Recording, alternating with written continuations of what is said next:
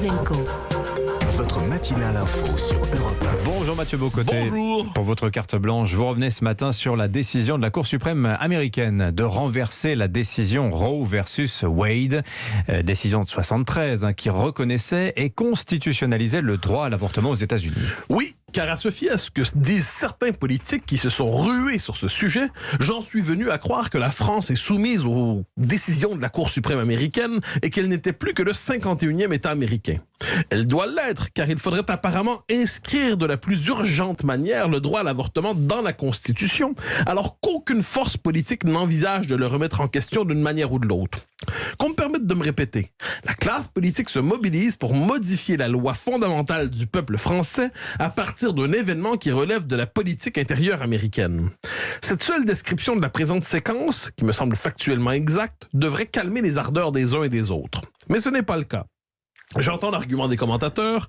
Si la majorité macronienne propose cette modification constitutionnelle, c'est pour mettre en difficulté les partis d'opposition, révéler leur division, autrement dit, pour reprendre l'initiative et se donner un rapport de force avantageux. Peut-être. Mais nous ne nous contentons pas d'une analyse en surface. Cette frénésie, dis-je, soudaine est symptomatique d'autre chose. Honnêtement, j'ai rarement vu une telle manifestation d'américanisation mentale. Comme si nos sociétés avaient à ce point intériorisé les catégories sociopolitiques américaines qu'elles se projetaient désormais en elles et vivaient par procuration une vie nationale qui n'est pas la leur. Ce n'est pas la première fois, notez bien.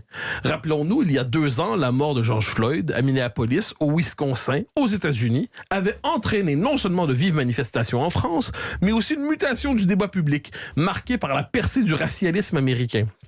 D'ailleurs, ce dernier pousse désormais les populations issues de l'immigration en Europe occidentale à s'identifier, dis-je, à la situation pourtant singulière des Noirs américains.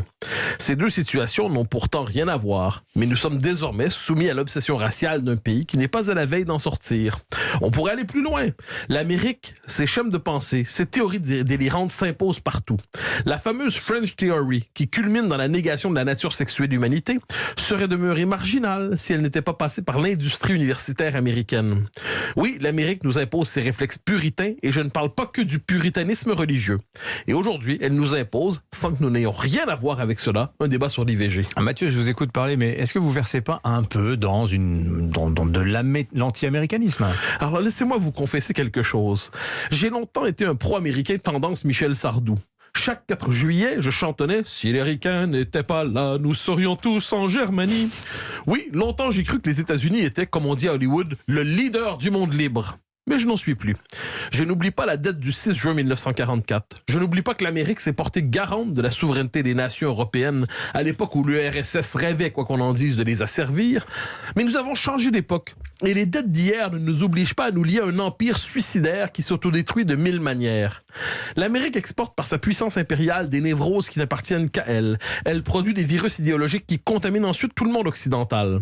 Je conserve un fond de tendresse pour les États-Unis, d'autant que dans mon cas, je suis leur voisin. Je reconnais le charme de la Nouvelle-Angleterre, la vigueur intellectuelle de Boston, l'énergie de New York, la beauté architecturale de Chicago, la douceur de vivre de San Francisco. Mais l'Amérique n'est plus le leader du monde libre. L'Amérique est devenue un empire post-occidental décadent. Quant à l'Occident, après s'être étendu à la grandeur du monde, il reflue aujourd'hui vers son berceau et l'Europe ne sait plus trop comment résister à l'empire dont elle a enfanté. Alors Mathieu, mais la France ne doit-elle tout de même pas réagir quand même à la décision de la Cour suprême ? Alors si vous habitez aux États-Unis, au Dakota du Nord, au Texas, au Nebraska, assurément, c'est votre pays, votre vie, et si vous êtes une femme, votre corps qui est en jeu. Oui, si vous êtes américain, cette question vous concerne assurément. Si vous êtes américain, vous en tirerez peut-être même comme conclusion que la Cour suprême n'est pas une institution sacrée et que ses décisions sont politiques, dans un sens comme dans l'autre. Vous pourriez dire cela de toutes les cours constitutionnelles du monde d'ailleurs.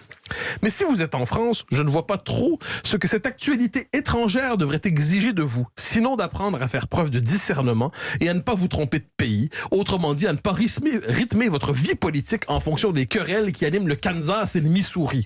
J'en tire une leçon simple, il faut rompre mentalement avec l'Empire et on le fera d'abord en cessant de singer ces débats. Autrement dit, il faut se désaméricaniser. Oui, de cette querelle qui n'est pas la nôtre, c'est ce que je retiens. Merci beaucoup pour votre regard, Mathieu Bocoté. Cette bataille américaine de l'IVG. Pourquoi se décline-t-elle en France, au-delà des intérêts politiques? Après l'IVG, d'autres droits sont-ils menacés aux États-Unis? Il s'entend, hein. On en parlera dans un instant, de même que la loi du pouvoir sur le pouvoir d'achat qui approche, avec nos deux éditorialistes du jour, Charlotte Dornelas, Guylaine Ottenheimer. À tout de suite.